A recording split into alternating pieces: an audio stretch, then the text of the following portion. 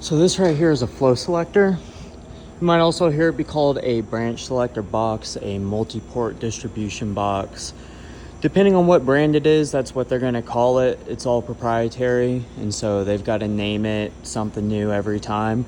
This one specifically is a York brand flow selector.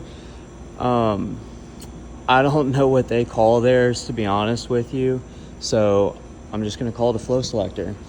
This thing right here is the Krabby Patty formula. This is what makes a heat pump turn into heat recovery.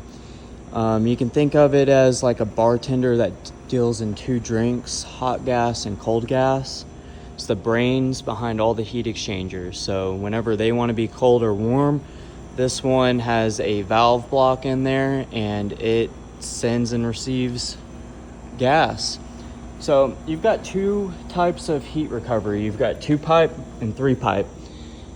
The difference is 3-pipe has a dedicated liquid, whereas a 2-pipe only has hot gas and cold gas. It leaves the rest to the flow selector to figure out.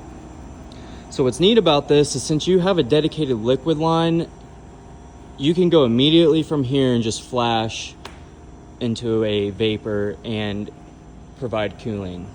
And likewise, since you have dedicated hot gas, you've got dedicated heating. And that's where this thing really shines over a 2-pipe system, because it's got a much greater range that it can operate in as far as heat and cool goes simultaneously. Now, something that's important to think about whenever you are working on these is you're never going to go in the top of this thing and fix nothing. Unless you're some kind of rocket scientist, brain surgeon, or a 14-year-old Japanese kid, you are not gonna be able to fix anything in there. If you open it up, it just looks like a bird's nest of copper. You've got 5 big pulse modulation valves, and then you've got probably 2 to 4 solenoid valve blocks that are just as many ports as this is, stacked up and just waiting to be opened so that it can send gas along this thing. If you have an issue with this, which I've never had an internal issue in one of these, mind you, if you do, just replace the whole thing. Now, what's happening here is this thing was leaking. The longer you work on these things, you're gonna realize that the main point of failure is these ball valves. And I know I pressed all of these, which is just additional points of failure, but if you wanna be the guy to try to figure out how to get a hot work permit here, then be my guest.